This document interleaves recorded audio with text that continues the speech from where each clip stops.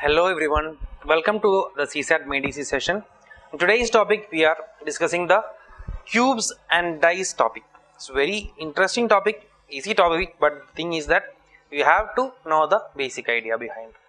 That is why this program is beneficial for you. The significance is that 9 questions had been asked in the previous 8 years and 3 questions in the past 2018 paper.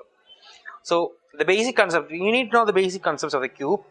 Here, imagine a cube having sides A, B, C, D, E and F. Okay, and A, B, C are adjacent. And if we are rotating the cube 180 degree, D and E are coming in front of instead of A and C. This means that A and D are opposite, C and E are opposite. After a 180 degree rotation, what comes in some other's place, those two persons will be opposite after 180 degree rotation. Keep it at 180 degree rotation. And similarly here also, here we are rotating 180 degree.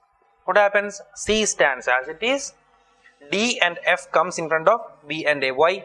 Here A, C, D, E are adjacents of B, right? What remains? F remains, and F will be in the bottom place. And 180 degree rotation brings the opposite side instead of 1. So B is the opposite of F, and if B is gone, F comes in that place, and D comes in place of A. So this is the basic idea of a rotation of cube. Rotation of cube and how we can imagine the sides. Besides that rotation, we need to know one more concept, that is folding of cube. In folding of cube,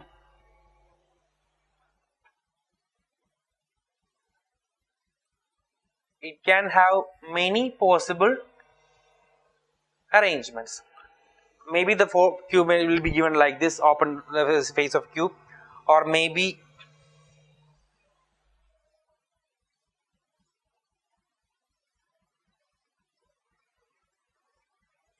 like this, isn't it? So many more possibilities are there to fold a cube. How you can fold this cube? 1, 2, 3, 4, 5, 6. How can you fold this cube? Imagining that I am keeping the 5. Sorry. In this case, I am keeping that 5 as it is. So 5 is kept as it is. This 6 is here. It is covered like this, isn't it? And the 4 is here, including that paper is there. This 4 is folded like this. So what happens? 5 comes in front, 6 comes at the side, and 4 comes at the top. Right? 4 comes at the top. Now what happens? Something was extended from 4, 3. That is folded in the back. So 3 comes at the back. Okay. Then what remains? 2 also. 2 is connected with 3. It was like this. It is folded towards the bottom. So 2 will be at the bottom and 1 will be opposite to 6. In such folds, these two will be opposite. These two will be opposite. These two will be opposite. This is the basic idea of folding a cube. And similarly here, 1, 2, 3, 4, 5, 6. Okay. 5, 6. Previously I am taking the same case. 4. I am keeping the 4 as it is. 4 as it is. The 5 is here, right? It is folded towards the bottom. So 5 is folded towards the bottom. Okay. Then what happens? 3 is folded towards the side. 3 is folded towards the side. So 3 is having an extension which is folded again here, right? So that is 2. 2 is folded here. And again one extension is from 2, that is folded towards the next side, that is 1. So 4 and 4 will be having an opposite side of 6. So this is how we can fold a cube. So this rotation of cube and folding a cube is very essential. The knowledge about these two is this, not knowledge, the imagination of these two is very essential for answering the questions. So with this we are moving into the next question. First one, in the first case,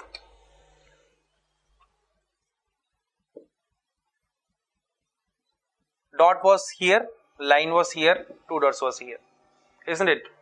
While coming into the second case, dot comes here, that means 90-degree rotation, isn't it? Third case, in that case what was here, 3 dots was here, isn't it? And in the third case 3 dots comes in the front and 4 dots comes here. So this is also after 90-degree rotation, isn't it? So total after 180-degree rotation, what happens? 3 comes instead of 1, 2 comes instead of 4, and 1 is there, and a line is there, isn't it? So 1 dot is opposite to 3 dot. That is one made sure. After 180-degree rotation, what happens? 2 dot is opposite to 4 dots. That's also evident, isn't it? Then what remains? A line is there and the last figure a cross is there. Obviously that will be opposite. Line and cross will be opposite. Okay. So now we will move on to the questions. What is the symbol of opposite to single dot? Opposite single dot, 3 dot. Option B is the answer. Next one. Symbol opposite to 2 dots. 2 dots, 4 dot, isn't it? And option C is the answer. Then symbol opposite to cross. Cross is line. Option C itself is the answer. So these 3 questions were able to answer very easily. Right. Next one. A cube has 6 numbers marked 1 to 3 to 1 to 6 on its face. See here, in the first 2 figures we can understand that adjacent faces of what? 1 are 6 is adjacent, 4 is adjacent from the first figure. 3 is adjacent, 2 is adjacent from the second figure, isn't it? So this much is adjacent. So what is opposite?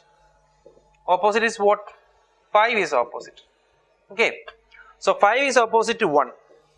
They are asking what are the adjacents of 5. 1 is not the adjacent of 5. Why? 1 is already opposite. Then how can it be adjacent? Right. So options having 1 is eliminated. So option A remains. 2 and 3 is the answer. Okay. 2 and 3 will be the one having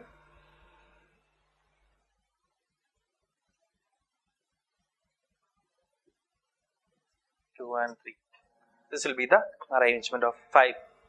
3 is already there, we know, for 5, isn't it? So this is the option A is the answer. Very easy question, right? So with this we are winding up the first part of cubes and dice, and I hope everyone is able to understand the idea behind. And if you are not able to understand the idea, or if you are confused with the concept, still you are confused with the concept, just try to make a cube at your home with a piece of paper or something like that, and just fold it, open it, rotate it. The best thing you can do to understand the question is, understand the concept is that experimental method. So I hope you will be able to, you will try out all these things, you will sort out the problems of cubes and dice very easily by the time I bring the cubes and dice part 2 in the next video. Thank you.